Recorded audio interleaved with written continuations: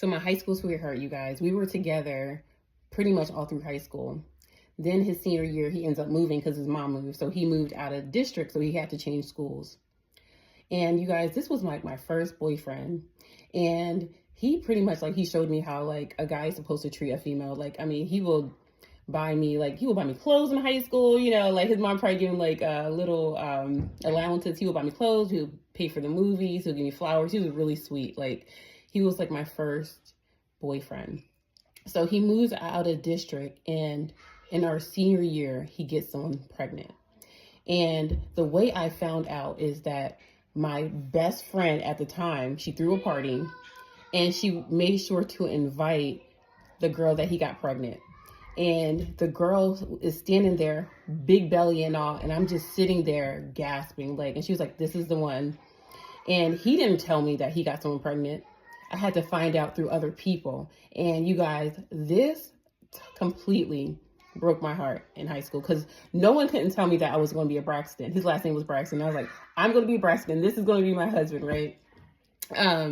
So then, you know, of course, that has its negative effects as you're growing, right? And you get into another relationship, you begin to worry about those things. Like, is this person going to leave? Is this person going to cheat? And I had trust issues from that for a long, long time. Not even trust issues that just stem from that. That just added more icing on the cake.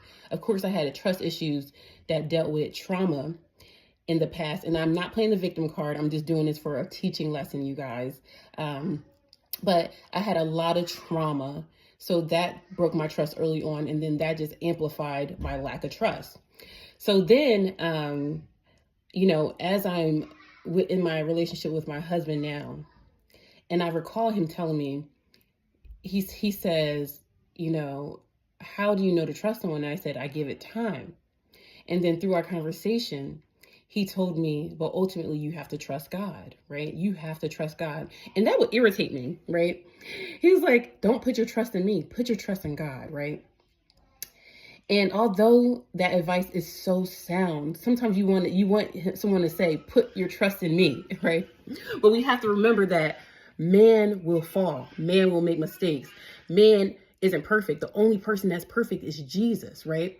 But as I'm growing my relationship in Christ, as I'm growing my relationship with God, you guys, when my husband tells me, put your trust in God, it makes so much sense now. To me, that means that no matter what happens, no matter what mistakes that this relationship may have, right? Or may have in the future, but we speak against that, right? But no matter what happens, you know that God has your back. No matter what happens, you know that God got you. That God is the only one that won't hurt you.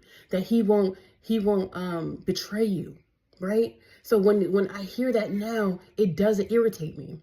When I hear put your trust in God, I hear that you've been through heartbreak before and you've overcame them. You've been through trials before and you've overcame them, and you still were able to succeed. You're still able to do what God purposed you to do. You're still able to have a smile on your face. You're still able to heal, right? So when I hear put your trust in God, I hear that God got my back no matter what. Like, I'm so secure in myself that if I was to face another betrayal, you guys, I know God got my back.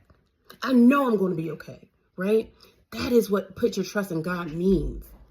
So I hope you guys have a blessed Sunday, and I hope this message has really, really helped somebody. Bye. Goodbye.